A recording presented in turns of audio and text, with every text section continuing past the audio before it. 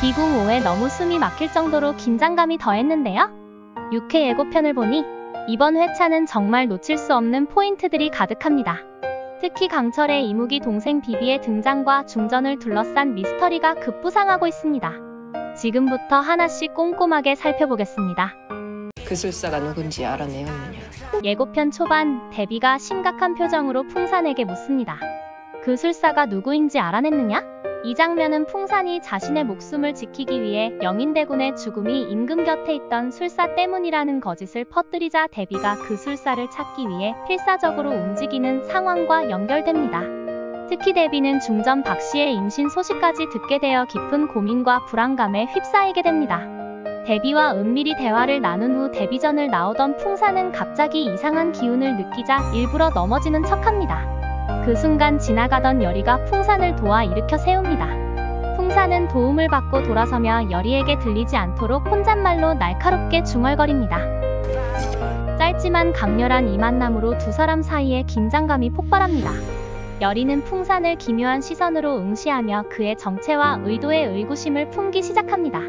풍산의 위험한 기운을 느낀 여리 역시 강철과 함께 이에 대비할 방법을 모색할 것으로 보이며 앞으로 이들이 어떻게 대립할지 그 전개가 더욱 궁금해집니다. 한편 강철은 팔척귀를 제거하지 못한 것에 대해 미안한 마음을 전하며 여리에게 조심스럽게 묻습니다. 과연 자신이 계속 몸주신으로서 그녀 곁에 있을 수 있겠느냐는 질문이었죠. 몸주신으로서의 역할을 제대로 수행하지 못한 죄책감과 자책이 깔린 이 질문은 강철이 처음으로 자신의 존재에 대해 회의감을 드러낸 중요한 순간이기도 합니다. 이에 여리는 흔들림 없이 강철의 존재를 받아들이며 단호히 대답합니다. 아니, 당신은 오랫동안 어떤 식으로든 나를 보호해왔어. 지금도 보호하고 있지 않느냐? 이 대화 속에서 두 사람의 깊고 복잡한 감정이 느껴집니다. 그때 마침 부잣집 가마행렬이 강철과 여리 앞을 지나가게 되고 여리는 그 행렬 속에서 묘한 기운을 감지합니다. 이상하네요. 당신은 여기에 있는데 저기서도 이무기의 기운이 느껴져. 그러자 강철은 순간적으로 기운의 정체를 알아차리고 말합니다.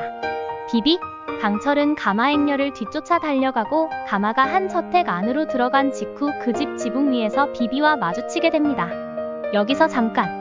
비비는 강철의 친족이자 같은 이무기로 천년 가까운 세월을 함께 지낸 형제이자 가장 가까운 혈육 같은 존재입니다.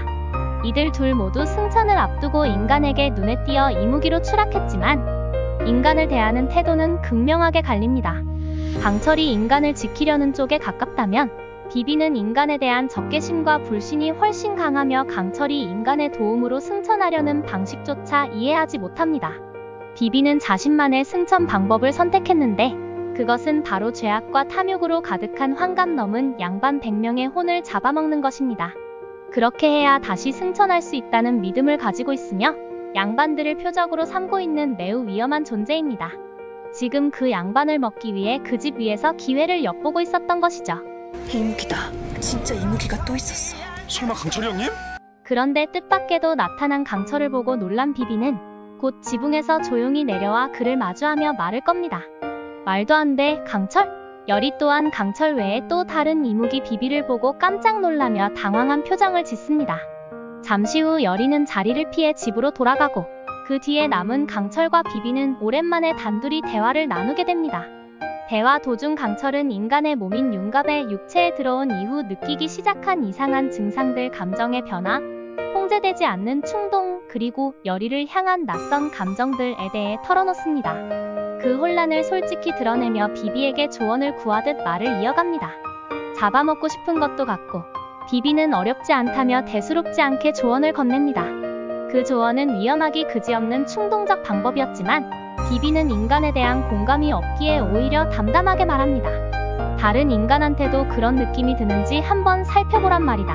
비비와 이야기를 나누고 집으로 돌아가던 강철은 마침 융갑을 만나기 위해 그의 집으로 향하던 최인순과 마주치게 됩니다. 이에 강철은 비비의 조언을 시험해보기 위해 인순에게 다가가 그녀를 테스트하듯 접근합니다. 인간한테도 그런 느낌이 드는지 한번 살펴보란 말이다. 인순은 강철의 손길에 설레는 모습을 보이지만 강철은 그 순간 자신에게선 아무런 떨림이나 감정이 느껴지지 않음을 깨닫습니다. 오히려 그로 인해 여리를 향한 감정이 진짜였음을 더욱 실감하게 되는 계기가 됩니다. 이로 인해 여리와 인순, 강철 사이에는 묘한 긴장감과 엇갈림이 깊어지고 삼각관계의 기류가 본격적으로 흐르기 시작합니다. 풍사는 사찰에서 뚜껑과 항아리 양쪽에 각각 부적이 붙어있는 묘한 항아리를 꺼내며 불길한 말을 내뱉습니다. 누가 봐도 귀신을 봉해둔 것 같은 그 항아리를 꺼내는 순간 곁에 있던 몸종 선제조차 불안한 기색을 감추지 못하고 묻습니다. 물건을 뭐에 쓰시려고요? 충전. 그러자 풍사는 무심히 대답합니다. 중전이 왕의 씨앗을 품은겨 천지장군께 새먹이가 생긴 것이여. 이 말은 그 항아리가 단순한 도구가 아니라 중전을 대상으로 한 어둡고 위험한 음모에 사용될 무언가임을 암시합니다. 이는 중전을 대상으로 한 어둡고 위험한 음모가 본격적으로 시작될 것을 암시합니다. 슬프는겨 천지장군께 새먹이가 생긴 듯. 5화에서 중전은 팔척귀에게 목이 졸렸지만 죽지 않고 살아남았습니다. 그리고 다음날 중전이 이상하다는 소문이 퍼지자 왕은 다급히 침소로 달려옵니다. 이후 왕이 급하게 중전의 침소를 찾아오며 다급하게 묻습니다. 중전은 무사한 것이냐? 중전은 무사한 것이냐? 침소 앞 괴짝 위에 놓인 의문의 둥근 물건은 중전의 안위를 위협하는 중요한 단서가 될 것입니다. 제 생각에는 대비가 풍산의 항아리를 괴짝에 넣고 중전의 안위를 빌미로 새로운 함정을 꾸미는 듯합니다. 5화에서 원자는 팔척귀가 슬픈 존재라고 언급했습니다. 이는 팔척귀의 과거에 얽힌 슬픔과 죽음의 비밀이 곧 밝혀질 것임을 의미하는 중요한 복선입니다. 또한 중전이 팔척귀에게 공격받고도 살아남은 이유는 중전의 의미심장한 발언과 연관이 있어 보입니다. 비비와 강철의 형제간 이념 대립, 강철과 여리, 그리고 인순 사이의 복잡한 삼각관계, 그리고 중전을 노리는 대비와 풍산의 음모까지 모든 것이 얽히고 설켜 긴장감을 고조시킬 예정입니다. 과연 중전은 위기를 넘길 수 있을지, 팔척귀에 숨겨진 슬픈 과거는 무엇인지, 강철과 여리의 관계는 어떻게 변화할지, 비비의 등장으로 이야기는 어떻게 달라질지 정말 기대되는 순간입니다. 하지만 여러분, 이것 말고도 아직 공개되지 않은 놀라운 포인트들이 더 남아있다는 거 아시죠? 다음 분석 영상에서도 놓치지 않고 꼼꼼히 전달해드리겠습니다. 여러분의 생각을 댓글로 공유해주세요. 구독과 좋아요 부탁드리며 지금까지 드라마 귀국 매피셜이었습니다.